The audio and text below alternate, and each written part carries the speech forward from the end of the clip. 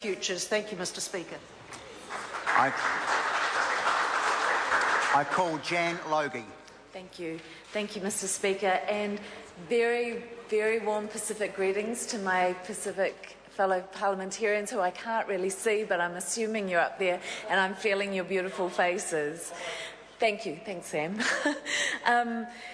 I'm really pleased to take this call for the Green Party as our women's spokesperson and our Pacifica and Overseas Development and Aid and Human Rights spokesperson. And for me, all of those things go quite nicely together, and it's wonderful to be able to talk to you today on some of those themes. This is my first time of experiencing. I grew up in a little town down south that most people think of as quite Palangi, place called Invercargill, but actually at the time I grew up had the second highest Polynesian population to Auckland in the world. So you've been part of my growing up, and it's really wonderful to have you here in the House today to give us that sense of the Pacific here in this House. It's all too rare an occasion. I hear some of you were a little shocked by our question time, and also I share that shock every day, so I understand. I'd also like to offer my thanks to the Minister for Pacific Affairs and the Select Committee for hosting this event and promoting this dialogue between us today. There's so much I could say because, of course, you know, our relationship is long and deep and there are many things to talk about. But I'd like to just start by acknowledging that New Zealand's past and relationship in the Pacific has been a dual one.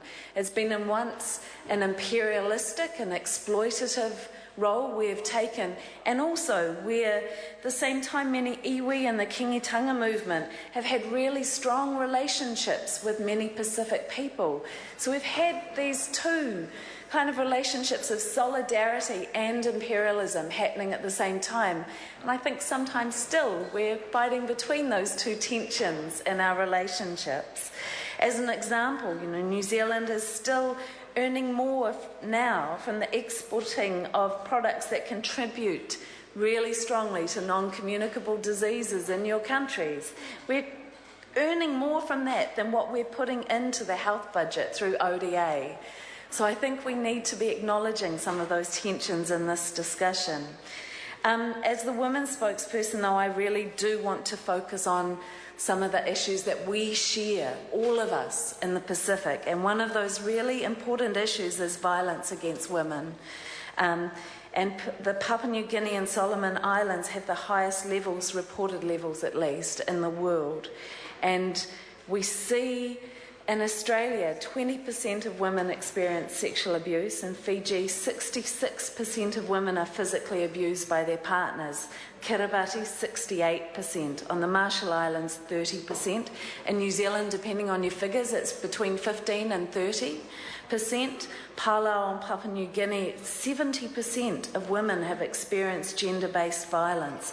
In Samoa, 48% of women. In the Solomons, 64%. Tonga, 23 women a month are victims of physical assault. In Tuvalu, 1/3 of women.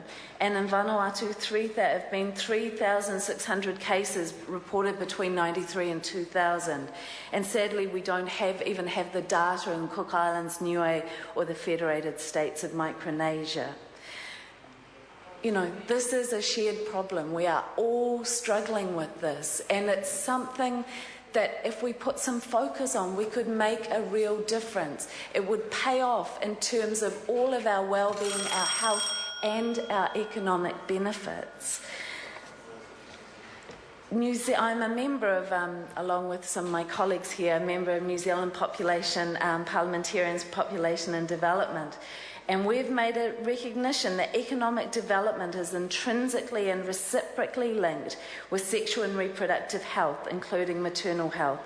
And we've asked our government to make a commitment to ring-fencing 15% of our ODAs specifically to sexual and reproductive health.